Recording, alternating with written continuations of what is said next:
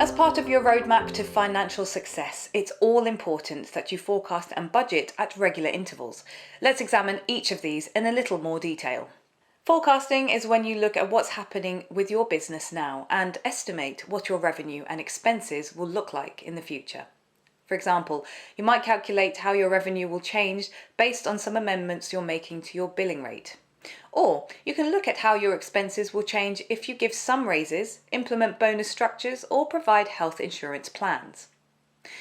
A forecast is tremendously helpful as it lets you see problems looming on the horizon before they turn into a crisis. For instance, if you see that you're not getting as many parents signing up as you thought, or if a competitor's discounted rates are eating into your client base, it's best to discover these problems now, not at the end of the quarter. Anticipating these kinds of problems can have an incredible impact on your business. Specifically, forecasting sales influences the decisions you make in your day-to-day operations. You'll hire, manage resources, and set goals and budgets, all based on the information you glean from your forecasts. Say your forecasted sales suggested that your client base is going to grow by more than 25%. This means that you'll need to start recruiting staff and expanding your facilities so that you can meet the demand. On the other hand, if you're anticipating a downward trend, you may stop hiring for the time being and consider upping your marketing budget. The link between budgets and forecasts. Though the terms forecasting and budgeting are sometimes used interchangeably, they are not exactly the same thing. A budget is your plan for spending, and this plan includes the limits you're placing on the spending. A budget isn't an expected scenario like your forecast. It's a prescriptive document that guides how things should be happening in reality. So a budget isn't a guess or a suggestion, it's a set of strict boundaries. The forecast helps you turn your budget into a diet, so to speak. We call budgeting a diet because once you know how much is coming in and how much you're expecting to spend, you need a plan to tell you exactly how you're going to spend your money in order to increase profitability, just like a diet tells you exactly what to eat. The forecast helps you to figure out where you can trim expenses, and most importantly, it's holding someone accountable for making those changes. Creating a budget without measuring the results and holding someone accountable is like saying you're going to lose 10 pounds without having a diet and exercise plan in place. It's doomed to fail. How do you create a forecast? The best business forecasts base projections on historical data and sound assumptions. You shouldn't be guessing wildly, but rather you should be evaluating a combination of different factors. When you're busy forecasting, you'll assume that everything is staying the same, outside of any known changes. So for example, rent will stay consistent with your lease schedule, groceries will stay similar to what they've been in the past, and so on.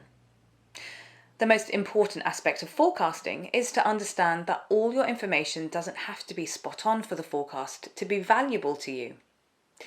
Forecasts will usually vary a bit from your actual results, but as long as the data you're basing them on is correct and clean, and your methods are sound, forecasts are still useful. There are several internal factors that influence a forecast. New hires and the newly let go. If you're opening classrooms, you need to account for the additional teachers and assistants you'll have to hire to fill those rooms. Raises in both tuition price and employee wages. Additional administrative staff. In terms of external factors, you'll want to think about the following things. What's your competition doing? Are they offering steep discounts? Have they just added a specialised sensory play area? Is your biggest competitor closing its doors? How does the economy look? People are going to need childcare even if the economy isn't looking good. But if things are tight, people are going to be more prone to go for a cheaper option, so that could affect you positively or negatively, depending on how you are positioned in the market and how your pricing structures look. Are there changes in the market or in the childcare industry? For example, if a lot of people are suddenly shifting to getting a nanny in to look after their kids, or more mums are working from home and choosing to keep their children at home for more days per week, that will have an impact on the revenue flowing into your business. When you're creating a forecast, you should make sure you're being reasonable and realistic. You should involve your staff too. For example, one of your classroom assistants might tell you that many of the mums are really happy with your centre and are referring lots of new clients. Or they might tell you that they've heard from speaking with some parents in casual conversation that a new daycare centre has opened up around the corner. A forecast is not a once-off event, so make sure that you're treating it as a living document and are reviewing it at regular intervals, at least quarterly. Practical tips for doing forecasting. We want to show you a quick trick for doing your own forecast using QuickBooks. First, you're going to start with your profit and loss report. Change the time frame to look month by month and take it all the way out to the end of the time frame for which you want to forecast.